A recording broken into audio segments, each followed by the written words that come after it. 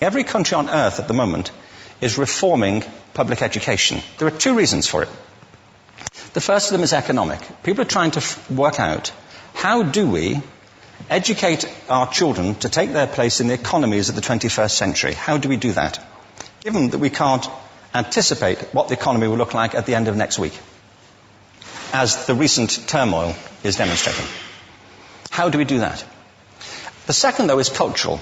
Every country on earth is trying to figure out, how do we educate our children so they have a sense of cultural identity and so that we can pass on the cultural genes of our communities while being part of the process of globalization. How do we square that circle? The problem is they're trying to meet the future by doing what they did in the past. And on the way, they're alienating millions of kids who don't see any purpose in going to school. When we went to school, we were kept there with a story, which is if you worked hard and did well and got a college degree, you would have a job. Our kids don't believe that. And they're right not to, by the way. You're better having a degree than not, but it's not a guarantee anymore.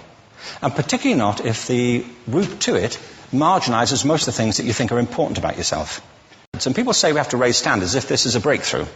You know, like, really, yes, we should. Why would you lower them?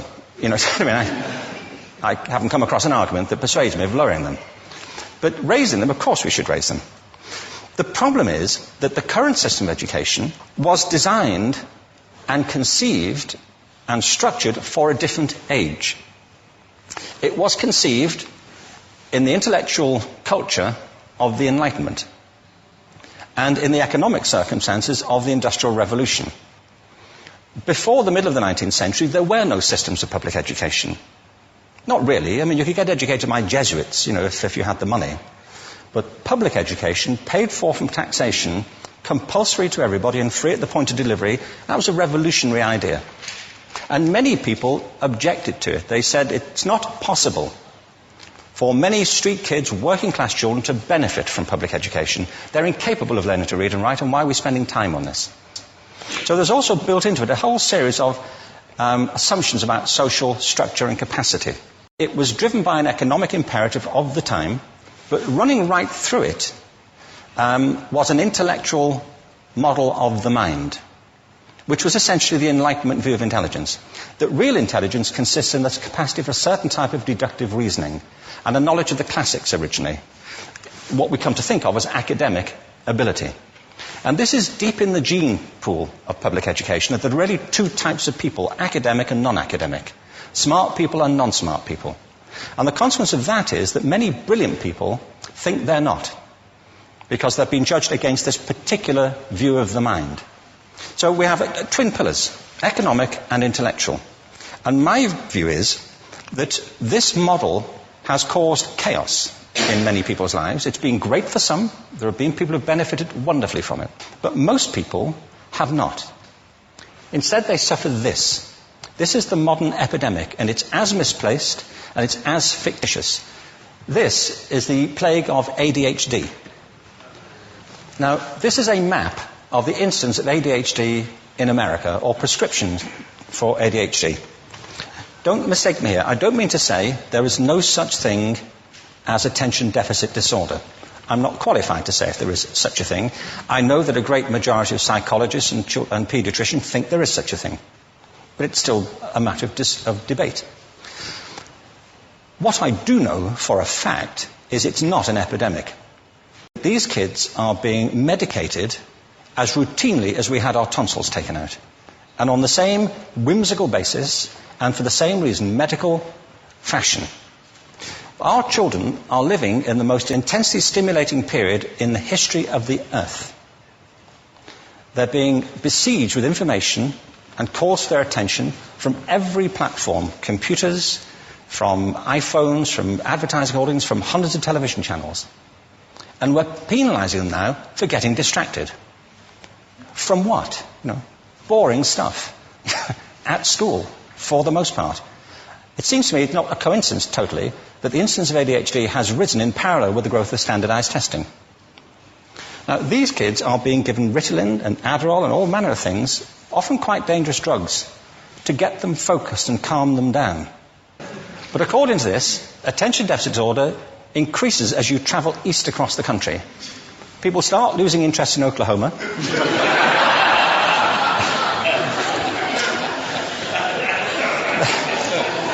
They can hardly think straight in Arkansas. And by the time they get to Washington, they've lost it completely. And there are separate reasons for that, I believe. It's a fictitious epidemic. If you think of it, the arts, and I don't say this exclusively of the arts, I think it's also true of science and of maths, but I say about the arts particularly because they are the victims of this mentality currently, particularly. The arts especially address the idea of aesthetic experience. An aesthetic experience is one in which your senses are operating at their peak, when you're present in the current moment, when you're resonating with the excitement of this thing that you're experiencing, when you are fully alive. An anesthetic is when you shut your senses off and deaden yourself to what's happening. And a lot of these drugs are that. We're getting our children through education by anesthetizing them. And I think we should be doing the exact opposite. We shouldn't be putting them asleep. We should be waking them up to what they have inside of themselves. But the model we have is this.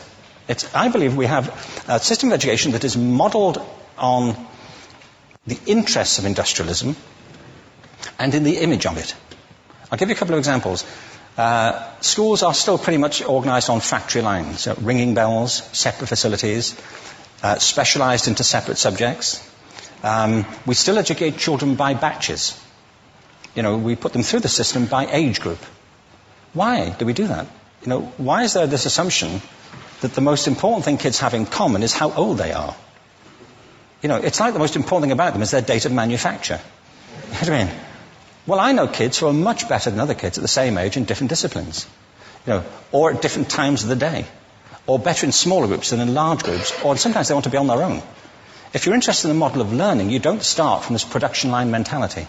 It's essentially about conformity, and increasingly it's about that as you look at the growth of standardized testing and standardized curricula. And it's about standardization. I believe we've got to go in the exact opposite direction. That's what I mean about changing the paradigm. There was a great study done recently of divergent thinking. It was published a couple of years ago. Divergent thinking isn't the same thing as creativity. I define creativity as the process of having original ideas that have value. Divergent thinking isn't a synonym, but it's an essential capacity for creativity. It's the ability to see lots of possible answers to a question, lots of possible ways of interpreting a question, to think what Edward de Bono would probably call laterally, to think not just in linear or convergent ways, to see multiple answers, not one. So, there are tests for this. One kind of cod example would be, people might be asked to say, how many uses can you think of for a paperclip? One of those routine questions. Most people might come up with 10 or 15. People who are good at this might come up with 200. And they do that by saying, well, could the paperclip be 200 foot tall and be made out of foam rubber? Does it have to be a paperclip as we know it, Jim? Now, there are tests for this, and they gave them to 1,500 people. This is in a book called Breakpoint and Beyond. And on the protocol of the test, if you scored above a certain level, you'd be considered to be a genius at divergent thinking. Okay? So my question to you is, what percentage of the people tested, of the 1,500, scored at genius level for divergent thinking? Now, you need to know one more thing about them. These were kindergarten children. So what do you think? What percentage at genius level? 80. 80, okay. 98%. Now, the thing about this was it was a longitudinal study. So they retested the same children 5 years later, ages of 8 to 10. What do you think? 15? They retested them again 5 years later, ages 13 to 15. You can see a trend here, can't you? Now, this tells an interesting story, because you could have imagined it going the other way, couldn't you? You start off not being very good, but you get better as you get older. But this shows two things. One is we all have this capacity, and two, it mostly deteriorates. Now, a lot of things have happened to these kids as they've grown up. A lot. But one of the most important things that happened to them, I'm convinced, is that by now they've become educated. They've spent 10 years at school being told there's one answer, it's at the back. And don't look. And don't copy, because that's cheating. I mean, outside schools, that's called collaboration, but inside schools. Now, this isn't because teachers want it this way, it's just because it happens that way. It's because it's in the gene pool of education. We have to think differently about human capacity. We have to get over this old conception of academic, non-academic, abstract, theoretical, vocational, and see it for what it is, a myth. Secondly, we have to recognize that most great learning happens in groups, that collaboration is the stuff of growth. If we atomize people and separate them and judge them separately, we form a kind of disjunction between them and their natural learning environment. And thirdly, it's crucially about the culture of our institutions, the habits of the institution and the habitats that they occupy.